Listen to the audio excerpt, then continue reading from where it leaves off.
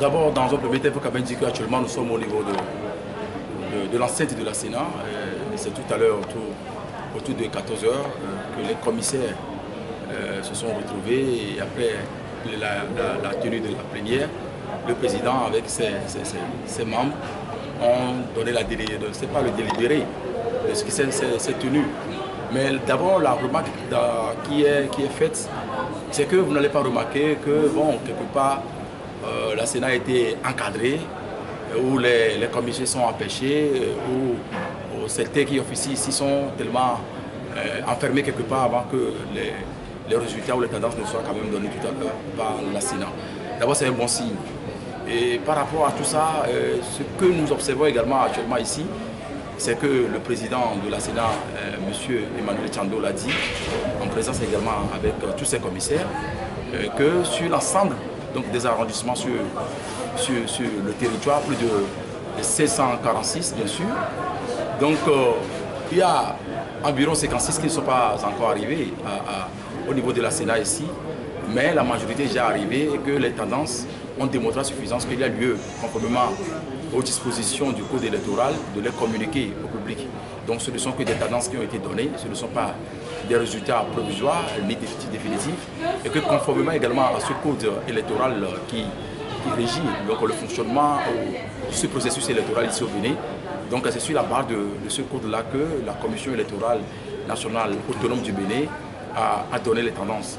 Donc sans pourtant quand même rentrer dans les chiffres, puisque ceux qui ont l'habitude de nous suivre sur notre site vont avoir les informations, vont essayer quand même de suivre en intégralité ce que le président de la Sénat du Bénin ici, M. Emmanuel Tchando, a dit avec ses commissaires.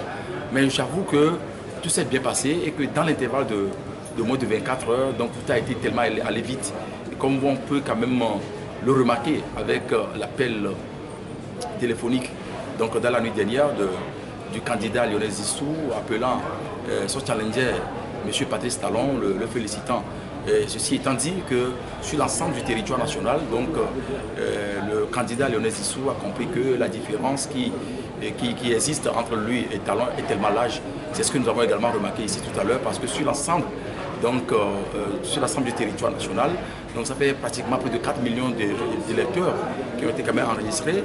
Et actuellement, donc, la commission nous fait savoir que plus de 3 millions se sont quand même déplacés pour aller voter. Donc au-delà des résultats de la diaspora ou des tendances de la diaspora qui ne sont pas encore communiquées, il faut quand même dire que donc, au niveau de ces deux candidats-là, ça a évolué. Donc lorsque vous prenez par exemple la voix ou les voix obtenues par le candidat Lionel Zissou, c'est autour de plus d'1 million. Et que lorsque vous prenez par exemple les voix qui ont été exprimées donc pour le compte du candidat Patrice Talon, c'est au-delà de 2 millions. Ce qui représente pratiquement, si je me situe sur cette base-là, donc pour Lionel Zissou, on parle d'un pourcentage de 34,61%. Et pour le candidat Talon, donc un pourcentage de 65,39%.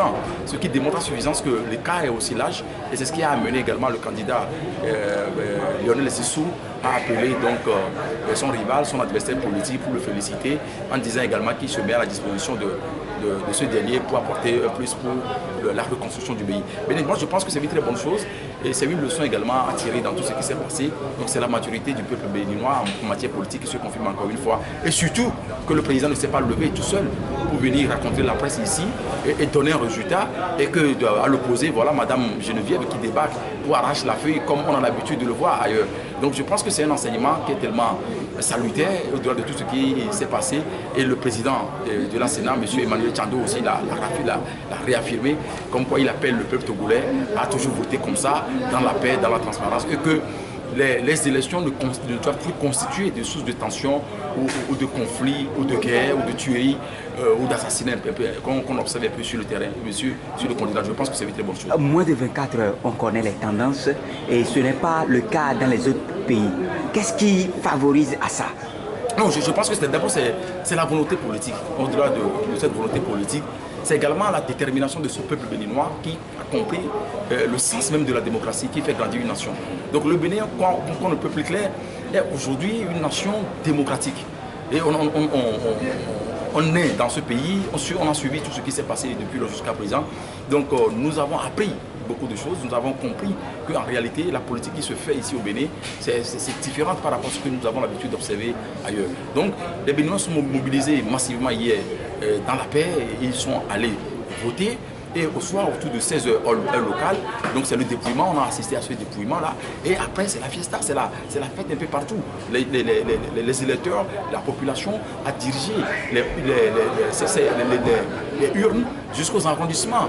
Après dépouillement, donc les présidents également des postes de vote ont joué leur rôle, les agents électoraux, et la Cour constitutionnelle qui a envoyé donc, les observateurs. Et on a également vu des observateurs qui sont venus un peu partout, certains qui font partie de la CEDEAO, d'autres de l'Union africaine, et certains qui en réalité on se posait la question de savoir qu'est-ce qu'ils cherchent dans ce scrutin parce qu'ils n'ont pas donné un bon exemple ailleurs. Donc au-delà de tous ces éléments-là, moi je dis que c'est le peuple béninois aujourd'hui qui a confirmé donc, sa maturité politique, qui a dit qu'en réalité, ce qui reste après tout, c'est la nation béninoise. La nation béninoise suppose qu'on ne doit pas aller voter, on ne doit pas voter au cours d'un scrutin et qu'au finish c'est la guerre. Je pense que ce message-là, c'est si fort que le peuple béninois a lancé à l'endroit des autres peuples.